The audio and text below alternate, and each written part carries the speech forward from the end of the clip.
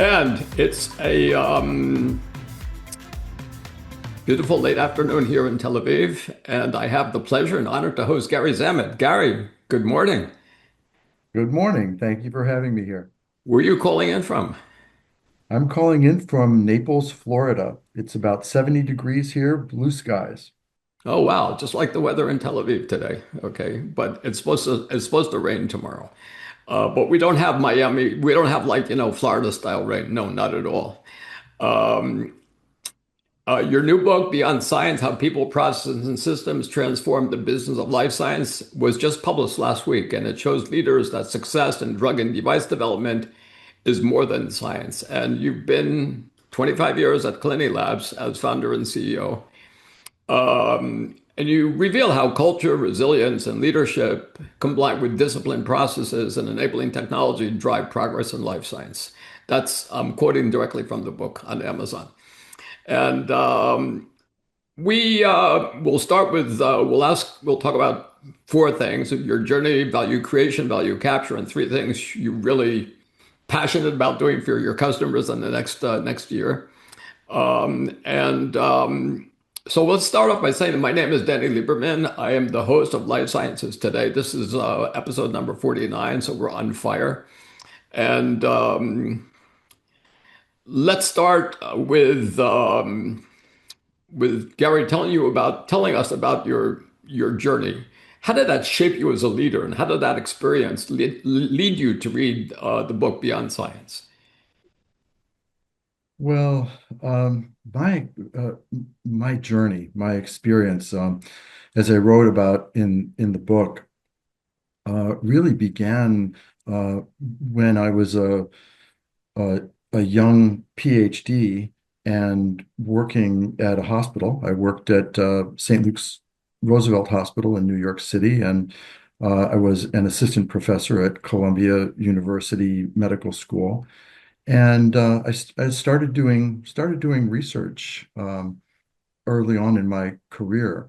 And although my interest was in conducting some basic science studies, I gravitated toward clinical trials. And I got an opportunity to participate in my first clinical trial, I think my first year out of training. And I loved doing the work. One of the things I recognized was that the work could be done so much more efficiently if there were people who had uh, a scientific background involved in all aspects of the work, involved in organizing the clinical trials, setting up the regulatory documentation that was required. To me, early on, it all focused on science, on having somebody with scientific expertise Right. uh, being able to help organize the work. And that's what led me to start Clinilabs. And uh, and and I did that in 2000.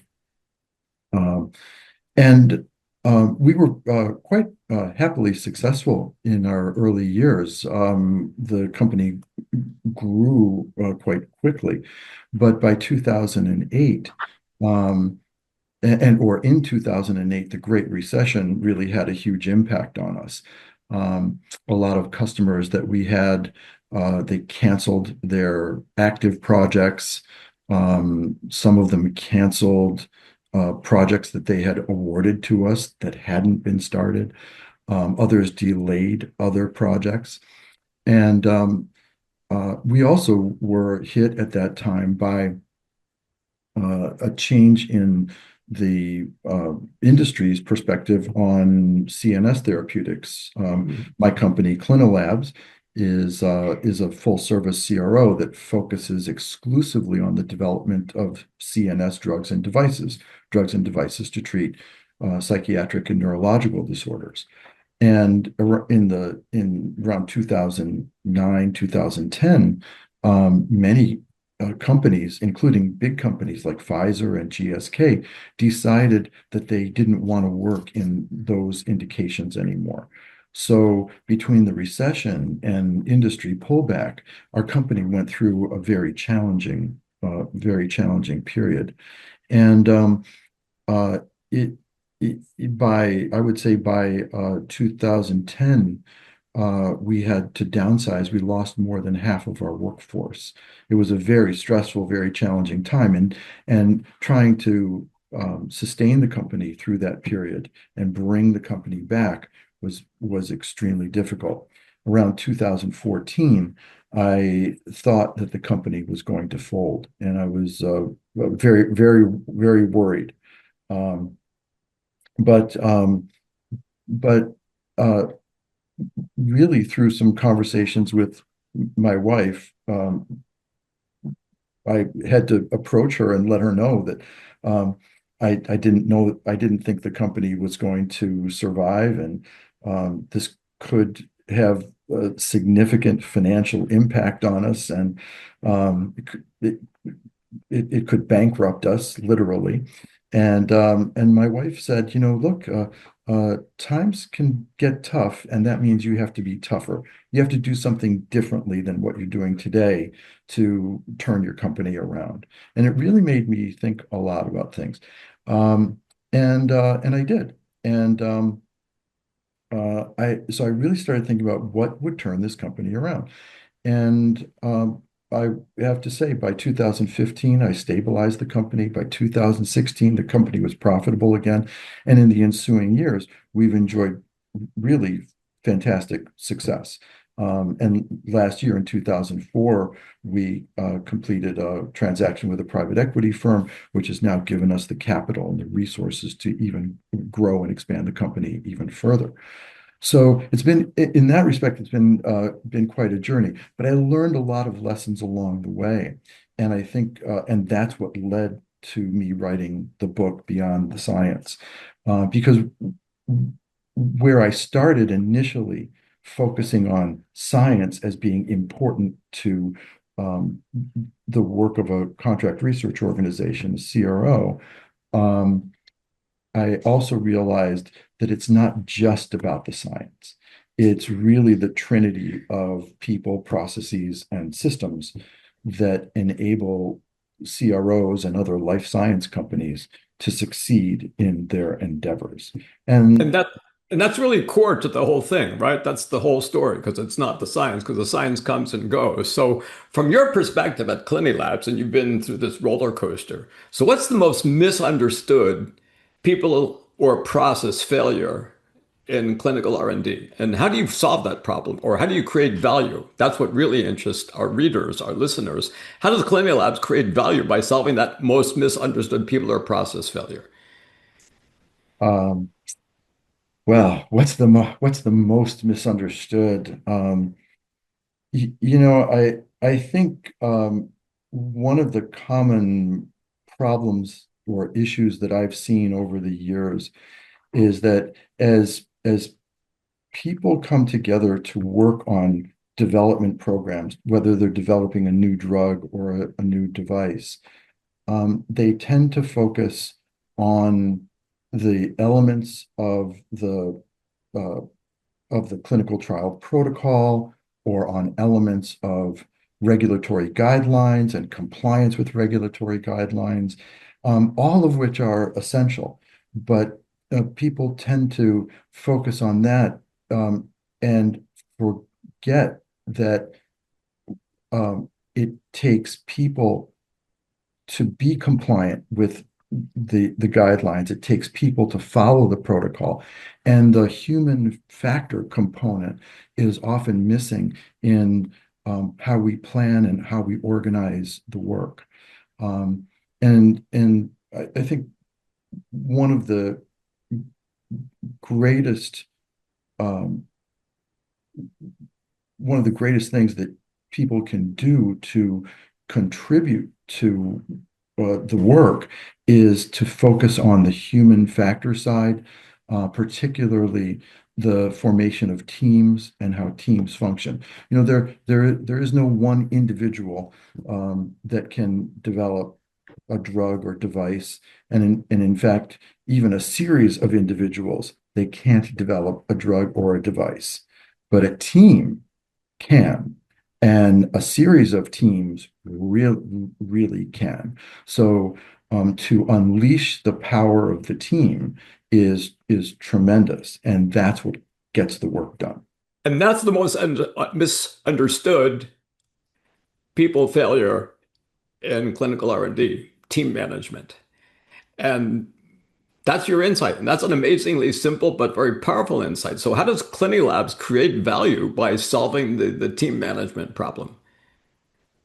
Well, it's really a lot about uh, creating a culture and uh, and establishing values that help teams form and help teams work. So, for example, Clinilabs has a mission and vision statements, and we have core values. A lot of organizations will have mission and vision statements up on their website, and they do that in some obligatory way. They think that this is important to post up there because every other company posts it up there.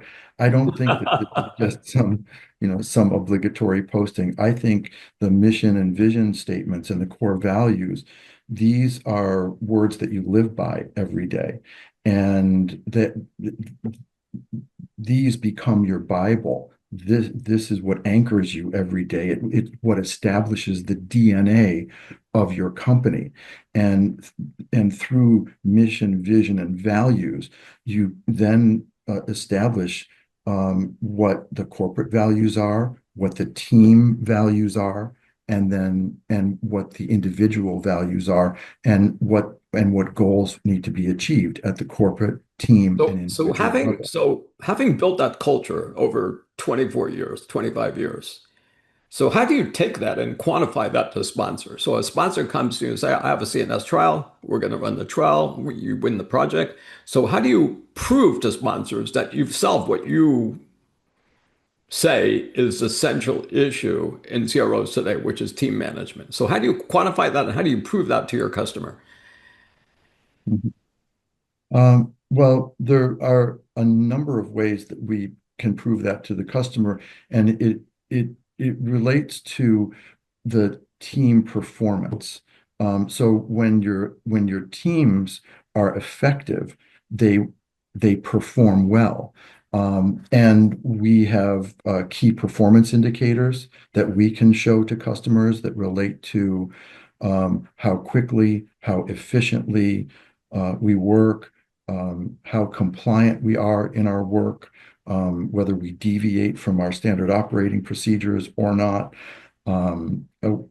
whether we have tried and true work instructions that people use every day.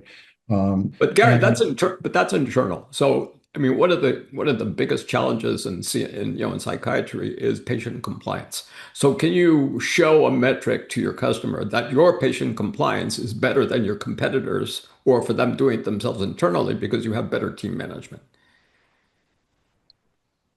That's a tough one, and I'm not sure that those two things are necessarily connected. And you're right. When you're talking about patient compliance, you're referring to patient compliance with, The say, protocol. dosing, with the protocol and with dosing their medication and so on.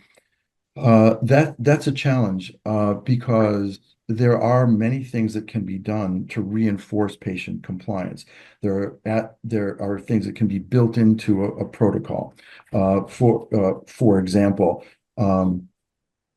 there could be increased contacts with patients. So instead of just having a weekly or a monthly visit, there might be interim phone contacts, or there might be an application that's used to reach out to the patient and remind the patient that they have to be compliant with the protocol, or that they have to take their medication at a certain time of day, or things like that. So we can do all of those things, and many other things, of course. All these things can be done, but the protocol, and those get built into the protocol, but the protocol is really owned by the sponsor. Right. So what you're saying is that because you can have On one hand, you could have amazing team culture, which people are accountable and they have KPIs and they take action items and they do the work properly. And you don't have industry standard of 30% of your CRAs leaving in the middle of the project. So what you're saying is that you don't actually have the ability to influence the most important thing in psychiatry trials, which is patient compliance to the protocol, because the sponsor decides that. Well, the sponsor will end up deciding what the final protocol will be. And if the sponsor builds in all of these elements that help to reinforce patient compliance, then then we, as the CRO, we work to enforce that. And as a consequence, we can improve patient compliance. Um, But but it still depends on the CRO writing the protocol in the right way. of this, whoever writes it, it depends on the sponsor saying, yes, we want to do this, and also saying, yes, we're going to put this in our budget. Sometimes, these things can be costly to do, and sponsors may not want to do them. But that's a risk that the sponsor takes. So I guess the point is that there are things that we can do to reinforce patient compliance. Um, and as an effective team, we can do that if it's built into the protocol. But I'm not sure there's a one-to-one relationship between how exceptional the team functions and what patient compliance is, because what's the intermediate step there is the protocol and what's in the protocol. So you could have an amazing team. I'll just say it in my own words. So you can have an amazing team doing exceptional work, executing a crappy protocol. Yes, sadly, that is true. That is true. But uh, if sponsors are receptive, and many are, if sponsors are receptive, um, one of the things that the amazing team will do is to work with the sponsor very early on and help them to refine their protocol. So we would want to look at the protocol ideally, um, and look at the methodology, look uh, at subject safety considerations, clinical considerations, medical considerations, and so on, to really help the sponsor um, develop the best possible protocol. So some sponsors are open to that and love Others less. that advice. Others, they don't particularly want that advice. But so I think one of the things of the great team is to be able to deliver the best for the customer. And by the way, when I talk about teams, it's not once a customer engages a CRO, my personal philosophy is that it's no longer the customer vendor relationship where there are two sides. The goal is to bring everybody together as a unified team, and so the CRO becomes a true extension of the sponsor's clinical development team. And that's really probably, the best way to look at it, even though you don't have control over the over a lot of the important parameters like the protocol. This sort of brings us in a natural way to the next question, which is value capture. So I think CROs often look interchangeable from the outside, right? They're sort of like this blob of companies service providers you can switch in and out. But Clinilabs has built a reputation and a very challenging therapeutic areas. And so where does your defensibility, where does your competitive moat really come from? Well, Clinilabs differentiates itself in a few different ways. First and foremost is that we are the only full service CRO with global capabilities that is exclusively focused in the development of neurotherapeutics. Um, all of the other CROs, whether they're large or small, that work in the CNS space, also work in many, many other therapeutic areas. So, they may work in infectious disease and dermatology and oncology and so on. And our view is that that's kind of being the jack of all trades. We feel that we provide a different value proposition because we stay focused within the confines of our core competency. We stay focused on central nervous system. And that means that all of the people in our organization, they typically, we hire them because they have some background in CNS.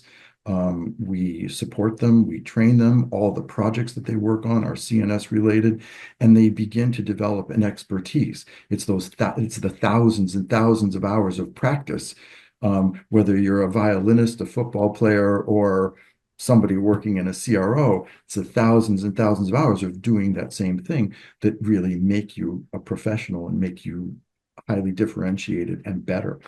And And that's culture, right? And that over years, over 20 years, 24 yeah. years, that builds into the culture. So I'll sort of ask this question, which is, I think by now, I think you and I and our guests know the answers, but I'm going to ask it anyhow. So what does Clinilabs do that sponsor like BMS that does a lot of CNS or a big site network like Velocity Clinical, who's moving up the value chain, can't easily copy?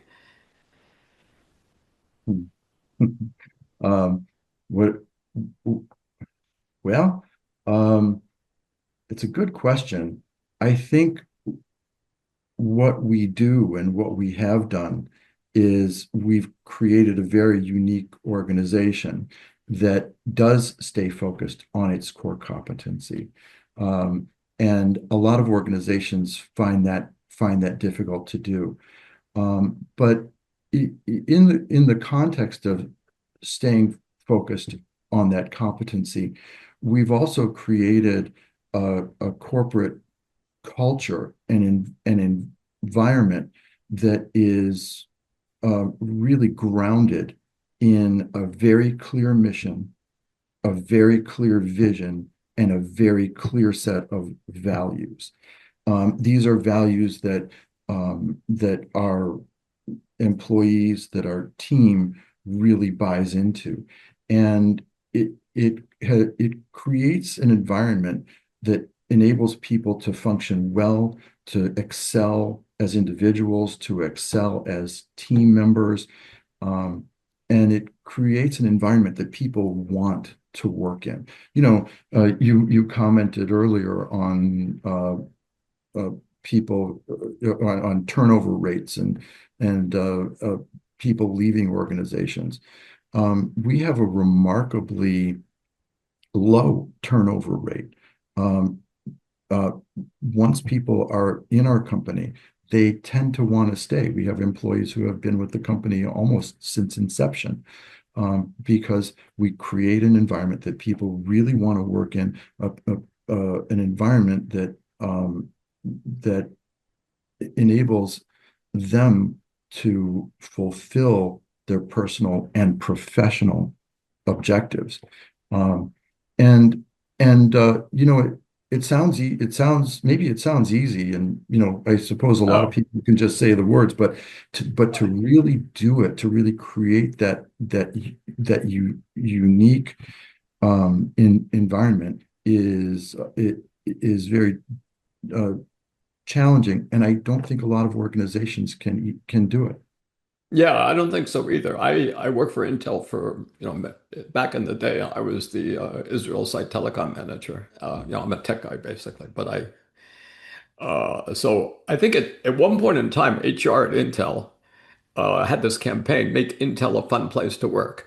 And it was at that point in time I said, man, now's the time to leave, because if HR wants to run a campaign to make Intel a fun place to work, and Intel was a great place to work, not necessarily a fun place to work, right? So there's a difference between having fun and being a great place to work. I said, if HR wants this to be a fun place to work, I don't know, maybe I better think about my next career move. Anyhow, so we're not going to talk about if, whether or not Clinilabs is a fun place to work or not. I hope it's a great place to work. If I was a project manager at Clinilabs, would I recommend this to my friends? Would I say come work with me at Clinilabs? I guess you'd have to ask our project managers, but Okay, that we, that that's we that's not a fair question. Okay, let's move on to the final question, which is the three things that you, Gary Zammit, Dr. Gary Zammit, who's been through this incredible career and just did a PE transaction earlier this year.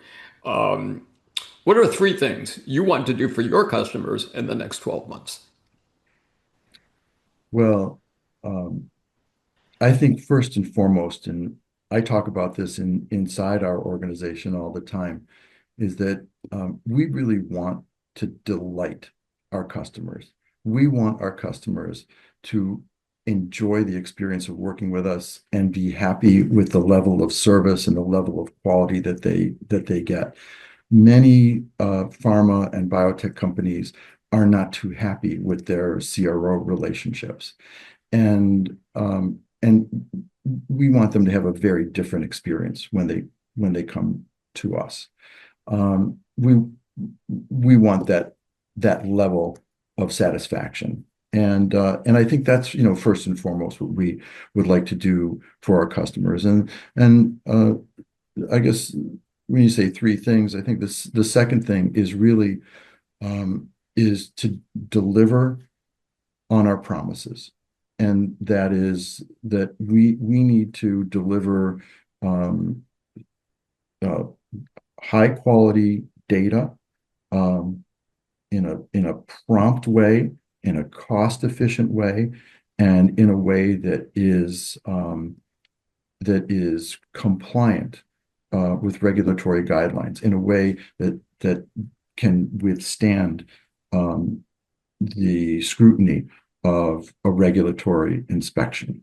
So, um, second, it's really all about delivery. And I think third, we want to help our customers move their assets forward in development when they should. We want to help them stop development programs that should be stopped. So we want to give them actionable information so that they can make the decision. Do we move forward? Do we not move forward? And as they do move forward, we want to help them do that in a swift way so that their products can get to market and can get ultimately into the hands of patients who need these That's therapeutics. that's what it's all about, right? One last final question, which one of you were talking about data, is I'm hearing, no, I have my clinical data management company in the cloud, which we sold 2 years ago. And we're beginning to hear from a lot of customers that clinical data is core IP. And I don't think there's anyone in the industry that would argue that. It's sort of unclear to me how many biotechs and pharma actually behave that way, knowing that. So you can know something, but not necessarily behave the way you know something, right? But how do you deal with that when say a biotech comes in and say, hey, listen, we're working in this pilot. I want you to understand that the clinical data you develop is my core IP, and I expect you to, I don't know, to break world speed records for first patient in, last patient out, time to I don't know, time to interim review, that kind of stuff, and so how do you deal with that? Are you seeing that, by the way, or is this just something that's happening in my neck of the woods? Well, I think it's fair to say that every customer that we work with, every pharma or biotech company that we work with, wants speed. They want to move their assets forward as quickly as possible. If they award a study to us, they want to start the study as quickly as possible. They want the first patient in as quickly as possible, and they want the last patient out as quickly as possible. So speed is always a top consideration. Core Um, IP and core IP. If the customer says, "Listen, my clinical data is core IP," uh, I, how do how do you close that gap? well, in terms of core IP, what how do you mean that? Well, so I mean, I hear from customers, biotechs, medical device companies. We did a lot of device trials, digital therapeutics trials. We did some psychiatric trials also.